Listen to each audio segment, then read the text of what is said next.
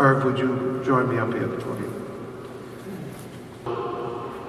It's an extremely solemn occasion, and it gets harder, it seems, every year. First, let me extend greetings from Secretary of Labor Hilda Solis, who I am representing tonight. She's a Secretary of Labor who truly believes in protection of all workers, and especially the vulnerable workers among us. The statistics that Ellen read before are unbelievably staggering. And Hilda Solis, thankfully, is the Secretary of Labor who, despite budget cutting, has devoted resources to greater protections of workers. Also representing her regional representative for New York, his name is Robert Angelo, and he's actually a person who comes from the building trades on Long Island. I really don't have prepared remarks. I knew I'd be prompted by what I heard before me and what's going to be coming afterwards. I just really want to tell you all that the plight of workers is getting worse. Violations are increasing, and violations are getting worse, especially affecting the most vulnerable among us, people you see every day. Restaurant workers, workers in car washes, gas stations, hotels, retail stores, construction.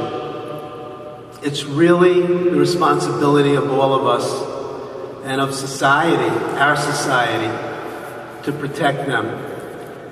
What separates, and one of the things that separates America from most other countries in the world, I've always believed, is the existence of labor laws and the laws that exist to protect workers in this country. The sad reality, however, is that there are more workers who are in danger more and more in this country, and yes, on Long Island, all the time.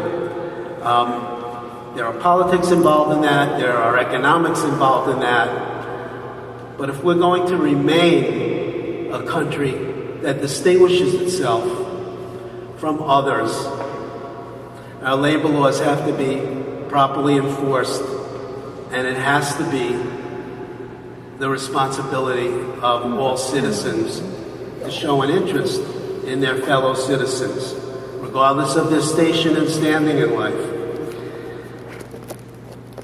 Unfortunately, not enough has changed in the 100 years since the Triangle Factory fire that John mentioned. And I was saying this to someone before the event. Yes, things are getting worse and worse. And perhaps, like in a lot of stations in life, you have to hit bottom before you can bounce back. In the memory of those whose families are here tonight, I can only hope that we've hit bottom and things improve for all workers. Gentleman, Dr. Fenlock. Bernard Malamud is known to have said that without heroes, we are all plain people and don't know how far we can go.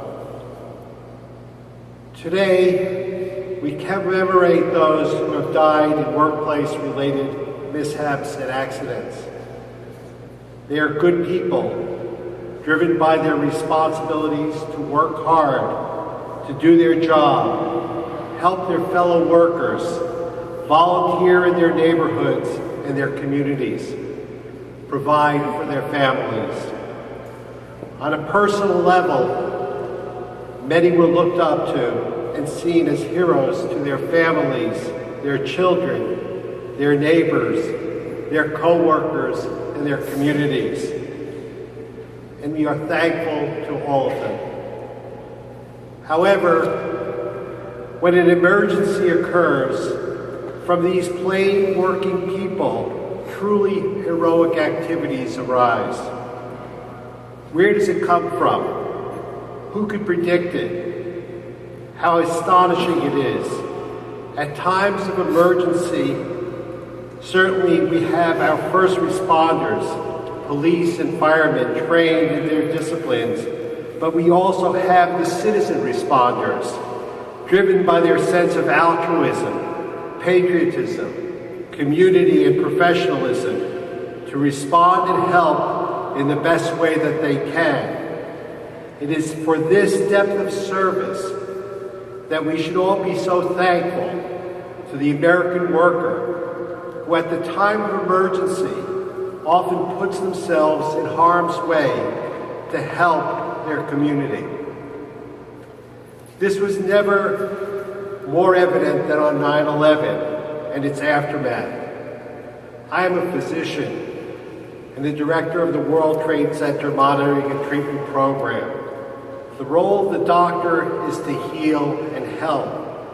It only became apparent to me while working with the 9/11 responders of the potent role of the patient in healing and regenerating the physician.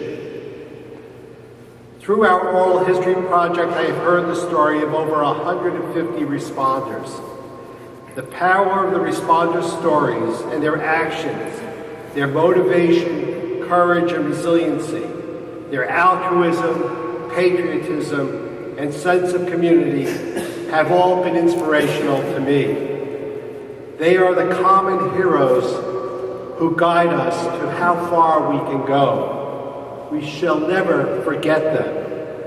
For this I thank them and mourn the death of those who suffered and died as a result of the World Trade Center injuries. Thank you for this opportunity, John.